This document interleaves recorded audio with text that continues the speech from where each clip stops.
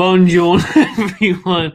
Welcome to the player ratings 1-1 draw with Fulham. I don't know, I would rather mark Fulham's players. Even though I don't know them. Number 16, 7. I'll rate Mitrovic because I nice name. Mitrovic. Who actually didn't even fucking He was awful. Yeah. 0 for Mitrovic. Cheers, mate. Darlow. I'll start with Darlow for a change since we're together. I mean, he made some good saves, with some comfortable saves you'd expect him to make. Yeah. Fulham did have more shots on target, I think, or at least threatened more. Darlow in coordinate action did what you'd expect of him. Couldn't do anything with a freak own goal. Mm-hmm. Give him a 6. It was a stand-up performance. He didn't really have. Dubravka's fit now. Do you reckon Dubravka come back for Tuesday, or will Gillespie come back for the cup game? Big call, that, isn't it? You bring in Gillespie. That is a big call. I reckon Brucey probably will play Gillespie because he's played most of them. Like, if you remember, the Howler as well. If you didn't remember last season during the FA Cup run, even the quarterfinal against Man City, like, he played Darlow all game. Worked out well. Yeah. So yeah, Gillespie's played all these games so far. So yeah, I reckon he'll stick with it. If he's gonna play fucking and Darlow's come well this season, but last season he was fucking backup. We didn't want to see him in the pitch when Dubravka was having such a good season. But against Manchester City, he's still stuck with one number 2 goalkeeper. Yeah. Do you think against a championship team he's gonna change his mind? I mean, because Gillespie was a huge error winner for Newport and all, nearly cost of the game. Up until then, he'd done really well, but that was the last game we actually seen him. Horrible performance, but yeah, we'll have to say. I get Dubravka some match fitness. Maybe start him on Tuesday. Is he fit now? Is he? Is he on the bench? Oh no, Gillespie's on the bench today, wasn't he? Gillespie was on the bench. Maybe he's not fitting. Well, anyway, yeah, didn't really have much to do. Like it was a fucking own goal. Fucking off Matt Ritchie's fucking nose that they scored their goal. They didn't really threaten that much, but yeah, it's pretty decent average performance from. Yeah, Karl not tested Darlow. massively, but when tested, made the saves that was needed. 6 out of 10. Yep, and this one. Going back to the NHL, go back to America and play National Hockey League instead of English Premier League. Not good enough. How many times was the cross hitting the first man? How many times is he not interested and off the pace defensively? He's shit, man. We said in the watch along. Well, I said in the watch along when we started last season. I remember looking at this squad, like trying to organize like me squad depth and stuff for me preferred positions. And DeAndre Yedlin would have been my first choice right back. Like, for as long as he's been at the club, I've been a fan of him. Defensively, he's not great, but what he offers getting forward, his pace, etc. I've really liked him. I've always given him the benefit of the doubt. We had Emil Kraft as a new signing last season. I didn't know who he was. Manquillo didn't really do that much. I think he came into his own last season. But starting this season, I don't want DeAndre Yedlin in my squad. And I'm actually really surprised he's still there because I think from lockdown last season, his performances were abysmal. He just looked like he did not want to be there. No effort, just like running away from the ball. And for him to still be in the squad is a massive surprise. I think he came on as a substitute in the first game back after the training ground was locked down. Was that West Brom? I think he came on as a substitute in that game. And he's starting. We've got Kraft on the bench. We've got Murphy on the bench. Murphy's on the Why is fucking DeAndre Yedlin starting? I really don't understand. And it was consistent from what we've seen of him since lockdown. Shocking performance. Crossing lackadaisical. Cannot be his first man. Energy levels, effort levels. Just to be wondered how he's even at any Premier League club, let alone starting for us in the Premier League. Cannot believe it. 1. Yeah, not good enough. Defensively or going forward. Shocking. Fernández only played 45 minutes, went off at half time. Not really sure what that was about, but could have been an injury if Bruce is using those subs early on to bring Hayden on. I think Fernández and Hayden could get a good solid 6, to be fair. Both did exactly the same as each other, went on the pitch. Crucial interceptions and clearances, really, from the pair of them. Yeah. Ciaran Clark. It was another game where he didn't really stand out, was it? He just kind of went under the radar. Didn't score this game. Yeah, that was the only reason he stood out on what is it? What is it? Wednesday we played. I've just fucking lost that much interest. I didn't even fucking know what day we were playing. Wednesday he scored a goal. Like, that was the only reason he stood out. Even like the West Brom game, he's doing a job, chugging along. But yeah, like Fulham didn't really threaten that much. Like you can't really sit and say like the defenders were pressured, had much to worry about. It was just a standard performance. Like if you're going to give Fernandez a 6, I'd probably give him the same. Yeah. There's a job slots in there, but there was one moment when he was caught ball watching one, and I don't know. We mentioned obviously how much of these two teams' championship sides. I mean, Ciaran Clark slots right in at West Brom with Sam Allardyce for me. When you think of them two teams, the day and the two managers, championship players, championship teams. He's always good enough when called upon. Ciaran Clark, he's a reliable squad player, but today 6. Yeah, just didn't stand out, not startling. And the other fullback, Jesus. This is what I was said in the review, man, about these fullbacks. I mean, you look at that back line, but especially the fullbacks. I mean, am I playing FIFA 16 or what? Or winning a championship or what? Championship season revived, yeah. Like Brucey's preparing. In a way, giving them game time.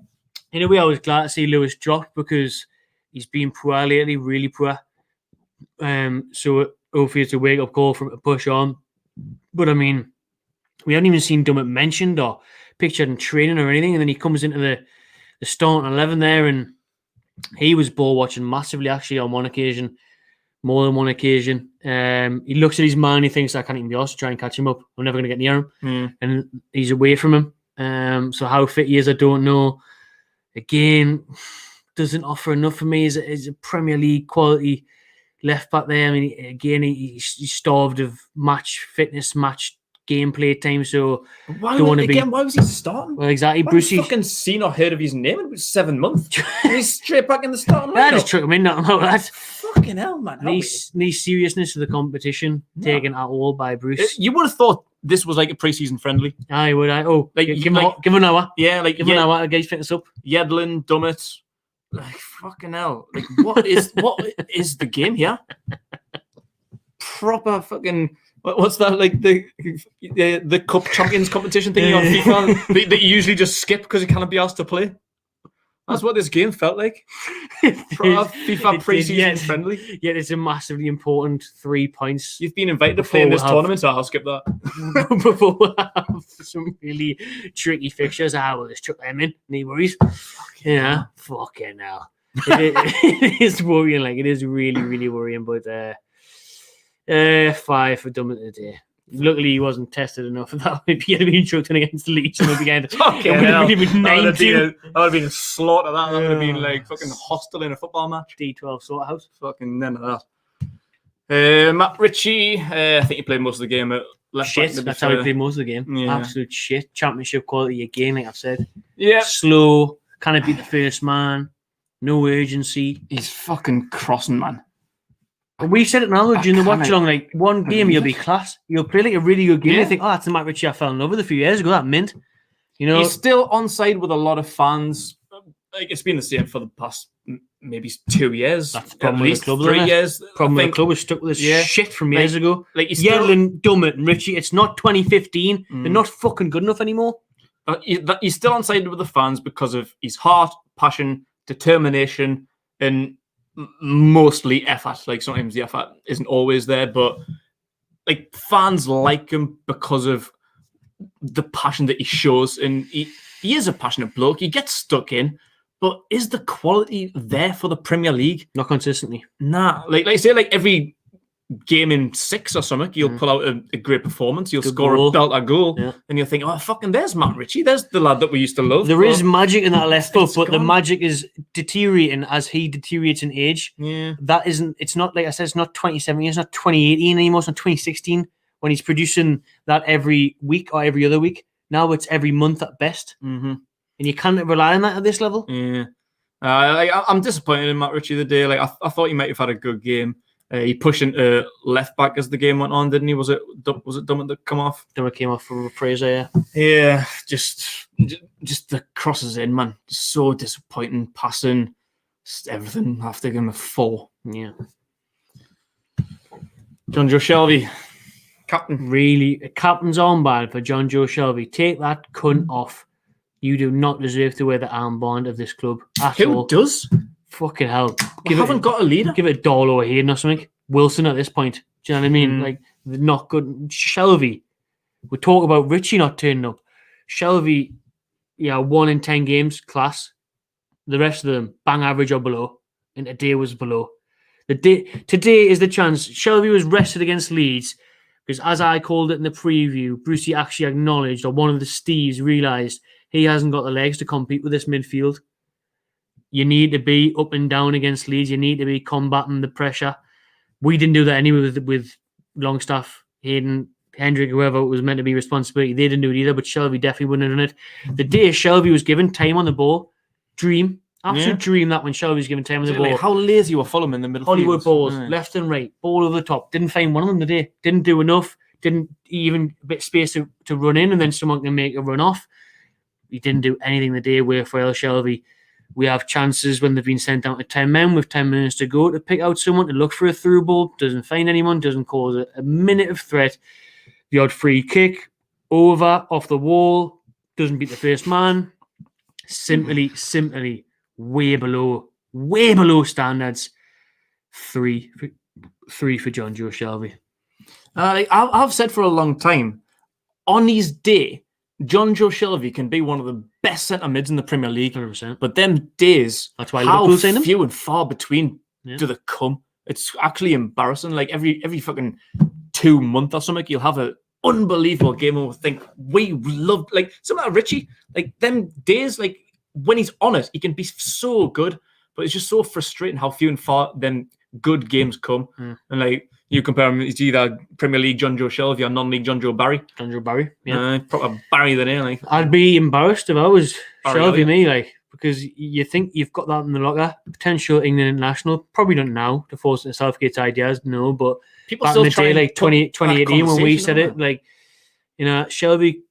If I was Shelvey, I'd look back at my career and think what could have been. Yeah, definitely. He was signed as Gerrard's replacement at Liverpool, and the inconsistency, the attitude, the commitment, questionable. Yeah, and to this day, all the same. People still try and make that a conversation, don't they? Like, oh, why is Shelvey not in the England squad? Are you fucking mad? He shouldn't be in the Newcastle squad. I know. He's lucky to be in the fucking Premier League, let alone the England team. No one else is good enough. In January, we really need a box-to-box midfielder, creative midfielder.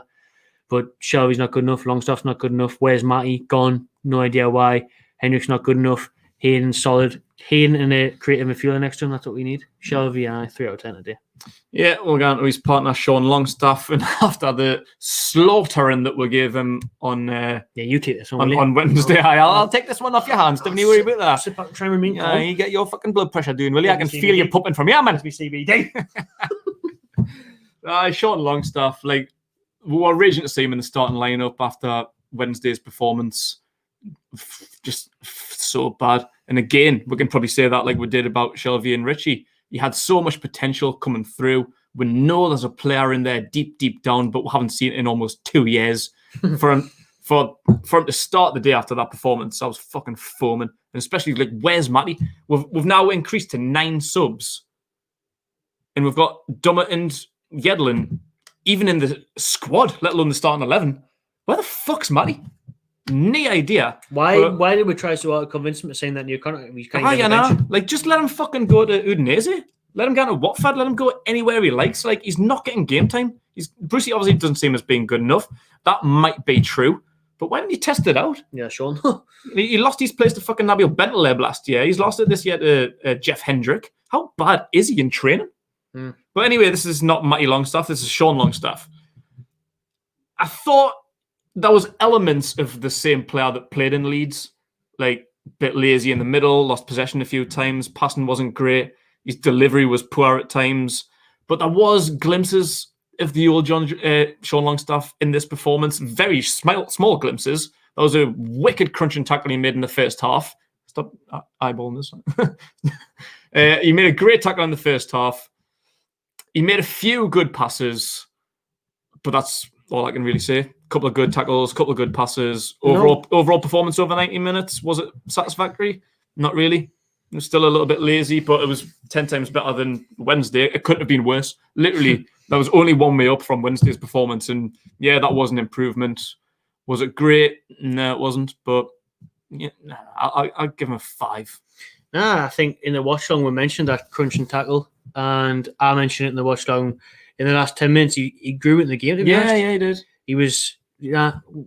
It's mad though that you have to come to this point of like praising players when they're looking forward for a pass. I know. That's just the basics of football. Like, how is this a compliment? I'm about to compliment him. I'm picking his head up and looking forward, because in the last 10 minutes, he did actually pick out the odd pass through a man, a bit of a through ball, look forward, was more comfortable on the ball, the odd one sideways.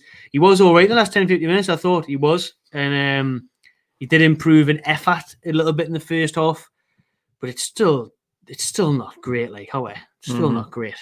I was raging to see his name, but he wasn't that bad overall. Like, I'm not going to just hammer him for the sake of hammering him. He was better today, but it's still not good enough, man. If I'm Sean Longstaff, if I'm a Premier League player, if I'm a local lad, I'm like, right, I'm playing one of the worst teams in the league today. I'm going to fucking boss this game, maybe. Or I'm going to show why I deserve to be in this team. He still didn't really do that. Well, last 3 games have been the 3 teams that came up last season. Aye, and we've got fucking 4 points. We're lucky to get 4 points. In the next 3 games are the top 4 from last season. Okay. You know what I mean? I know. We've got a lucky, scrappy 4 points out of 3 teams that got promoted last season. Yeah. Now we've got 4 games against top 4. A substitute winner from Gayle, the soft penalty today. That could have easily been 0 points, and if we're going into the next 3 games, Liverpool, City, and Leicester, right off. Scary. Miggy. Quiet but good as well. I thought the ball into Wilson for the penalty is probably the best moment of the game, the best passing of the game, the best move of the game from Newcastle. We should have seen more of that though. I mean, that's one good move we've seen all game. And then we'll go down to 10 men and we still don't do that. I didn't see enough of Almirón wanting to get the ball today either though. I think against West Brom, in other games when he's came off the bench, he's shown that he's wanted the ball. He's wanted to make an impact. He's created things. The day he didn't influence the game as much as he should, I think. And then neither did the subs and all, to be fair, like, because you know, we're crying out for well, Fraser's been how see more of him. Nobody did anything with of note today. It was really, really poor all around. But for that moment, for the Gayle goal, Wilson penalty, I'd give him a 6. Yeah, fair. I think he was relatively absent. Quite a quiet game for him for the most part. But yeah, that one big impact, great ball through, threaded ball through, perfectly weighted, perfectly timed. It was a great ball that ultimately got away a point. So I credit Miggy for that. And Joelinton, that was quiet. He was, yeah. Like I'm struggling to think when he was really involved. Like we talk about the other ones, quiet and absent. I can't even think of Joey getting involved in the game today. A bit disappointed in him. I'd like to say that he held the ball up well and he was strong in the middle of the park again, but I can't even really remember seeing much of that, to be honest. So I don't know. I'm struggling to think of words to say. Mate, he didn't touch a bar. Yeah, I know. I literally can't remember seeing him. If he wasn't there, if we were down 10 men, I wouldn't have noticed. There's enough of this bullshit, right? You kind of continue with this because against 10 men and without even before you get the 10 men scenario, you're playing one of the worst teams in the league and there's no shots on goal from Joelinton, or there's no in and around the box touches, or there's no assists or anything. There's no like, remember when he set up Almirón? Yeah. Remember he played that ball to Wilson? Remember when they linked up well? Yeah. Remember when he had that shot saved? There was none of that. How can we see in this day and age that in Premier League football, he didn't have a shot, he didn't have a header, he didn't have this, he didn't have that? It's not good enough. I said it in the preview, things need to change. That's why I would have just chucked Karl in the day. I would have chucked Gayle in the day. Make a fucking difference. Because we've said against like West Brom, the link-up play was good at the start, and before that was good. We're still not doing enough. We're still not creating enough chances. We're still not attacking enough. Do you know what I mean? It's just, there's not enough impact. There's not enough impact. No. Not enough creativity. We need change. For me, we need wherever the fuck he is, Saint-Maximin back. And we've said it before, that Saint-Maximin, Almirón, Fraser behind Wilson. That's what we need. Yeah. Or you need Gayle up top with Wilson. Or like I said, Karl Wilson, a little enlarged, a bit of hustle and bustle up top where they're going to cause defenders problem, because Joelinton's a defender's dream. He's not causing you any issues. No. Like imagine like like a Jamie Carragher or a John Terry or someone coming up against Joelinton. Laugh his tits off. Like that, there'd just be we get the deck chair and the sun cream. Mate, you could turn up absolutely more. Could turn up. Tony Adams. Aye, you could just turn up. John Terry could spend the full night in Bijou, hung over a bit, and he'd have Joelinton in his back pocket. Hey, the lads will ask him out on the Friday night going, JT, you fancy coming out the night? Oh, mate, I've got a big game tomorrow. Aye. Who's it? That's Joelinton. I'll see you there. I'll be there. I'll be waiting for you. Big JT's with the night. Aye, if it was fucking Demba Bar or Shearer or something, it'd be like, nah, really nice. I'll possibly I've got the alarm set. I'm in bed by 8. Joelinton, I'm out all night, baby. I'm out all night. JT's out till 6 in the morning. And the Eagles lined up, I'm fucking racking them off. And final 11, Callum Wilson. Oh, was that? I give him one? No, 3. 3, yeah.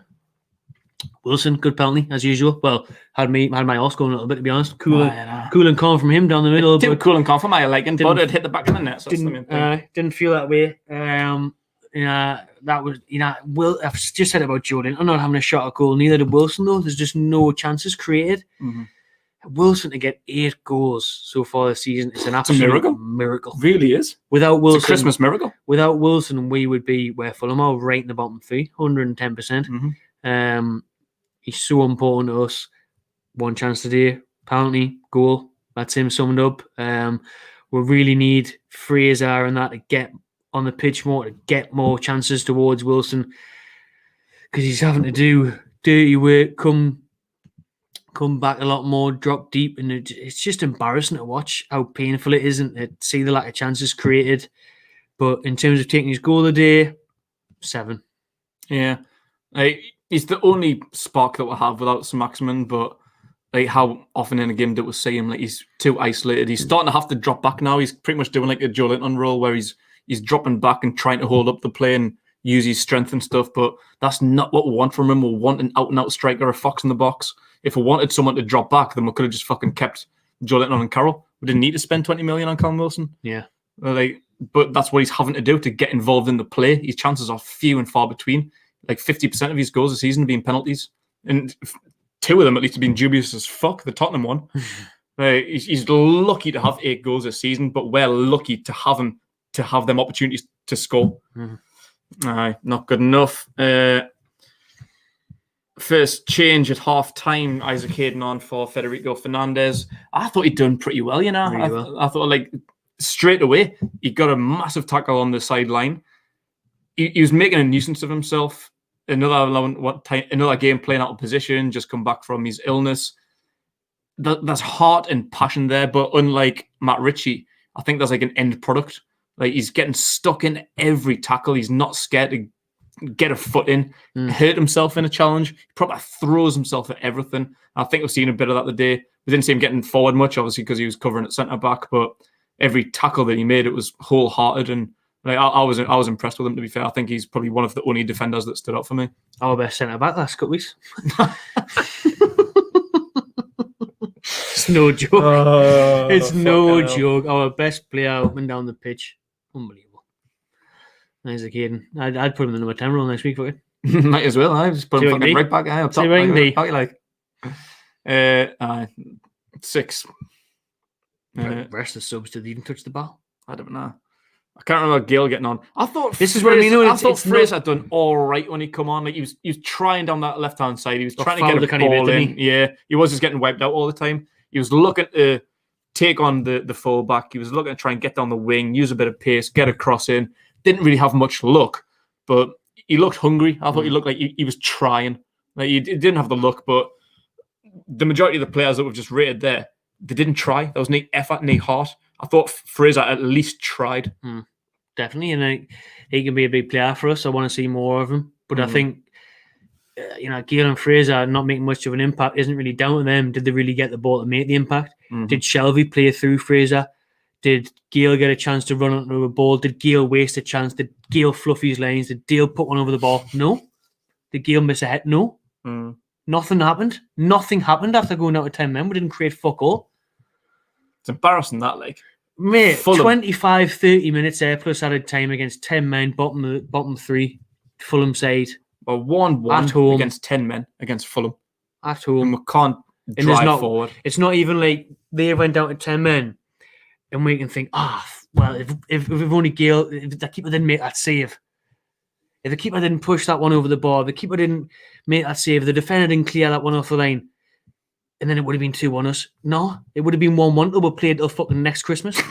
Like, absolutely nothing was happening. And literally it would have been. Anyway, we'll finish off with this one here. The first half, especially. I mean, second half even. Like I said, going down to 10 men, not creating enough. But first half, we had 30% possession at home to Fulham. That's embarrassing. In the second half, being 1-1, we've getting an opportunity. We've had You've been given a gift. A man's Christmas gift. A man's being sent off whilst committing a penalty. We're back in the game. It's 1-1, down to 10 men against a bottom 3 team. Probably a team destined for relegation. Let's face it. I like Scott Parker. I think he's doing a good job, but they beat around the bush. They're getting relegated. They're not a good team. They're not a good outfit. And we've got, like, when did the goal went in there? I've got on the time, 64 minutes. 64 minutes. There's 26 minutes left on the clock. Plus 5 minutes stoppage, so half an hour. It's half an hour on the clock. Down to 10 men Fulham. Are you fucking dumb? And we can't... Great one chance. goal. It's not as if it was like Everton last season where we needed 2 goals in the last minute. 30 minutes to score 1 goal against a bottom 3 dead cert relegation side, and we cannot do it. There's no heart, no passion from anyone. That's fucking embarrassing, that one. In the starting 11, we've already gone through with that. Jesus Christ. You won't get an easier game. Fuck does Bruce do midweek, honestly? I think it's literally just FIFA. I think he's just sitting at home eating his fucking kebabs, fingering his wife. He's got knee. I'll start fingering his wife in a minute. I need to find out where Bruce lives and take his wife off him. Get some anger in him, get some hunger. So yeah, Steve, I'll keep fucking your wife if you haven't changed us up. Like, me and your wife are going to fucking run off to Vegas if you didn't sort this shit out. Be nice to Saint-maximin as well, because he doesn't like you anymore. Oh, yeah. Drink some lemonade, fuck my wife. I honestly don't know what he does during the week. He obviously doesn't do his homework. He doesn't do research. He doesn't train the players. Training? I honestly don't. He doesn't do tactics. Tactics? I don't know what he does. What am I doing? I genuinely haven't got a fucking clue what he does before, after games. That's why I'd love this Amazon documentary, but with him not to know that the cameras are there. Like to be behind the scenes, hidden. Spy cam. Bielsa. It would be unreal to see. It'd be unbelievable to see because it's just absolutely diabolical. It's unforgivable, man, the way we got on. And that's what's going to cost us getting anywhere under him because this side is undervalued and underappreciated when fit. You've got the likes of Fraser and Saint-maximin and that, and Almirón and Wilson. There's good Hayden, the cells on his day. Bunch of players there. Lewis with good coaching, DeAndre Darlow. There's good players there. And they're all gone to shit under Steve Bruce. Sean Longstaff, Shaw, a lot of them deteriorated massively. And, today, like I said, first half, to concede 3/4 possession to a relegation battle inside, bottom 3 nearly promoted. It's sackable, that, To go against 10 men with half an hour to go and do nothing, create nothing. Didn't change formation. No. Now when you go down to 10 men, why not play 4-3-3? Why not play 3-4-3 in fact? Why not play 3-4-3? 3-4-3. Old school stickler 4-4-2 for 90 minutes. As soon as they went down to 10 men, it should have been Almirón, Fraser, and Wilson as a front 3. Yeah, you could go for the game. No, we'll just sit back and just take the point. Neither. Imagine that's why we're not getting the best out of these players now. I was saying that Fraser didn't really make an impact off the bench. If he was a winger, if he was part of a front 3, maybe he could. Get Gayle as a centre striker. Get Gayle Wilson. Get someone in behind. Like there's loads of options and opportunities to be creative. Nah, we'll just stick with the back 4, the middle 4, and just do absolutely nothing, create no chances. Like what is going on, man? What is going on? And it's going to get much worse because I said January's fixtures are absolutely horrific. It's not good. It's not good to look forward to. It's not good to watch. I mean, Brentford will be watching that and anything and piece of piss come Tuesday. I'm sure when the draw was done, they didn't even need to fucking watch the last 2 games. I'm sure when the draw was made, it was like back in September, wasn't it? September, October. But they've been fucking licking their lips since then. They're 4th in the championship. Good team. Should have got promoted last season. Like, they must be looking at us thinking, we can get into the semi-finals. Yeah, fucking bother. Like, especially if you look at it. I mean, who else is in it? You got Man City, Arsenal on the we're probably the 8 o'clock best draw they could have got. I think it's like City, Chelsea, Arsenal, Man United. Yeah, I think it's City, Arsenal, or after us on the 8 o'clock on Tuesday. And then after that, like, we're the best they could have got. They would have been fucking buzzing with that result. They would have, like, because, you know, we're on about the first chance of us to get to a semi-final for X amount of years. You know, the one hope I think we've got in this cup game against Brentford is that they're going to focus on the promotion instead of the cup. But at the same time, they'll be thinking, wait, if we get a semi-final, might as well. You know what I mean? Like, they're not going to expect to win, but getting to Wembley semi-final, get beat off Man City. So like I say, it's Brentford v Newcastle Tuesday 5:30. Also v Man City after us at 8 o'clock on Tuesday. Stoke v Tottenham on Wednesday at 5:30. And Everton Man U at 8 o'clock. Stoke, there's the only other easier game than Stoke's Newcastle. probably the easier game, isn't it? Yeah. But then again, you wouldn't fancy Stoke either, would you? Notorious for being a difficult away trip. But Tottenham will get through that. Man United will probably get past Everton. And then City always win this cup. So it's just like, when you look at that, it's a big chance for Newcastle. But even if Newcastle gets French Bradford, it'll be the same old bottle job against the next big team. If we get Man City in the semis, it'll be Brucey ultra negative, lose 2-0. Just like the FA Cup, what was it, 2-0 against Man City? Totally forfeited the game. Totally forfeited it. Gave away the game before the whistle was even kicked. I can't believe that game was actually only 2-0. Oh, yeah. The performance. And Gayle missed a sitter. The performance was a 6-0. And Gayle missed a sitter. Right, 1-0, remember that? Put one over the bar from 4 yards out. Yep. No, try to forget about it, but I try to stick up for Gayle these days, but, you know, it's still in the back of the mind. So you give it a rating for Brucey? 3. That's it. And that concludes a really positive player ratings. A really long player ratings, eh? Drop your player ratings in the comments below. Get in touch with us in the chat after the video is published. And yeah, tune in for Tuesday night. Yep. Brentford, as we've just discussed, live watch along, match ratings, match review, player ratings, and fan cams to come after the full time race of Brentford. Let's hope we can pull something out of the bag. Probably a good game. Brentford played nice football. So I know. Be good to watch one good team. Be a good 3-2 win for Brentford, man. Having Tony double. Yeah, money on that. Subscribe to my Play Channel TV. Like this video. Enjoy the rest of your weekend, and we'll see you later. Enjoy yourself.